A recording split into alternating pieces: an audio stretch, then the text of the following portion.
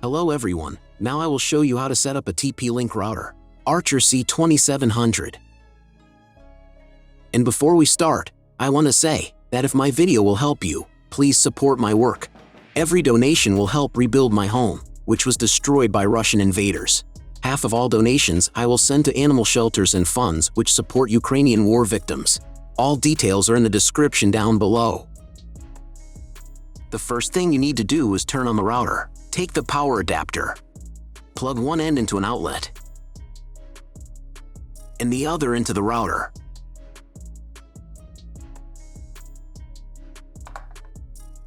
On some models, you need to press the power button.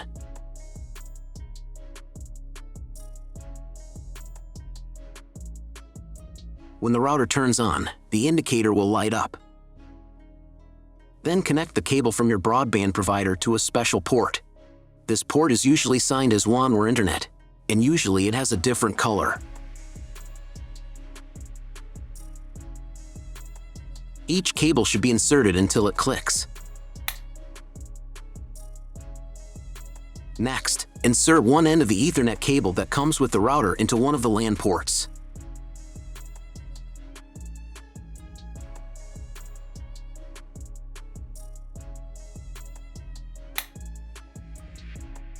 And plug the other end into the Ethernet card of your computer or laptop. Great, we connected the router to your computer. Now you need to set it up. But first, I will show you another method how you can connect the router if you do not have an Ethernet cable or your computer does not have an Ethernet port. All you need to do is connect the router with the power adapter and the cable of your internet provider.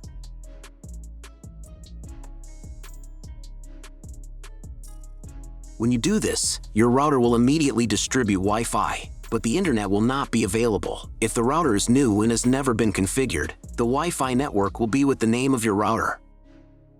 The router name and Wi-Fi password are printed on the sticker that is located on the router.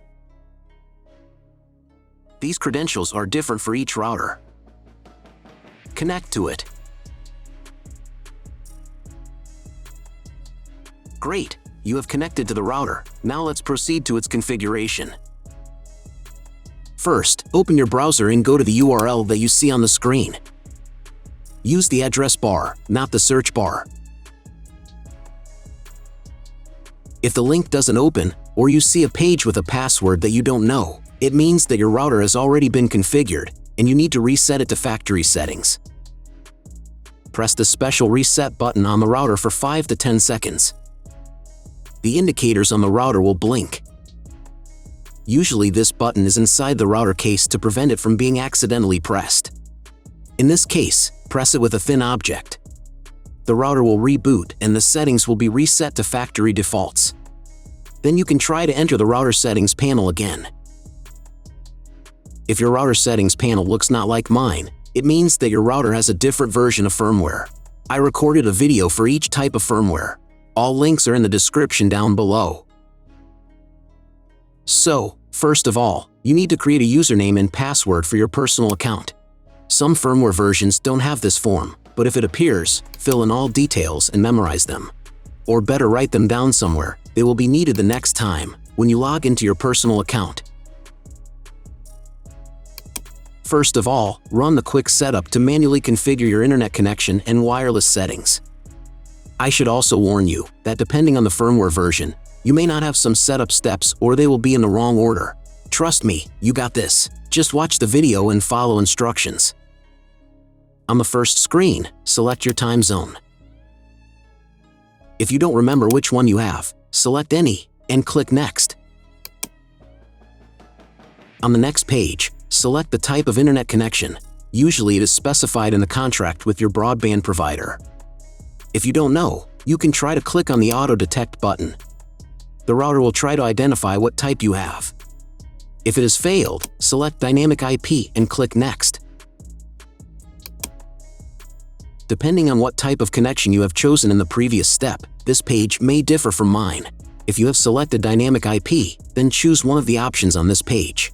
If your ISP only allows internet access to a specific MAC address, you need to clone the MAC address of the primary computer. If you are not sure, select Do Not Clone MAC Address. In most of the cases, There is no need to clone the MAC address. But if you can't get the internet connection after quick setup, please run it again and clone the MAC address for a try. On next page, set name and password of your future Wi-Fi network. You can enable the available modes of your router. There will be one or more modes available. If there are several, enable them and enter for each network the name and password of your future Wi-Fi network. Password must be at least 8 characters long. When you write the credentials, click on the Next button.